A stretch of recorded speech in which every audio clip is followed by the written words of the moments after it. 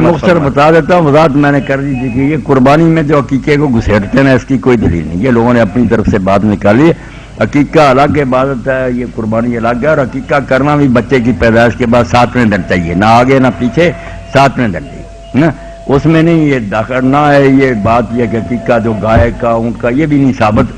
گائے اونٹ جو ہیں یہ قربانی میں ہے ٹھیک ہے، عقیقے میں صرف آپ نے نا مینڈا اور چھترا کیا، بکرا ہوا نہیں یہ جانور بیان کیے۔ اب جن لوگوں نے کہا کہ اونٹ اور گائے بھی عقیقے میں کر لو، وہ پھنس گئے کہ کیا کریں، کیا شروع ہو گیا کہ 2 گائے کریں ایک بچے کی طرف سے، 2 اونٹ کریں، یا ایک گائے اور اونٹ میں 7 سے ملا دیں، یہ ساری ہے کیا سرائی اپنی طرف سے، جب سنت میں ذکر ہی نہیں تھا، وہاں یہی تھا کہ عقیقہ کرنا ہے تو قبض کرو، مینڈا کرو، بکرا کرو، یہاں تھا۔ اسی لیے اما عائشہ رضی اللہ تعالیٰ عنہ کو کہا ان کی بھتیجی نے کہ اگر بچہ پیدا ہوا تو ہم اونٹ کریں گے، انہوں نے کہا نہیں، لا بڑے سنت افضل، کوئی اونٹ نہیں، جو حضور نے بتایا وہ ہوگا، 2 بکرے ہوں گے بس۔ اس لیے بھائی عقیقہ وغیرہ جو الگ رکھیں اور 7ویں دن ہی کریں، اور کریں بھی بکرے یا چھترے کا اور جانور نہیں۔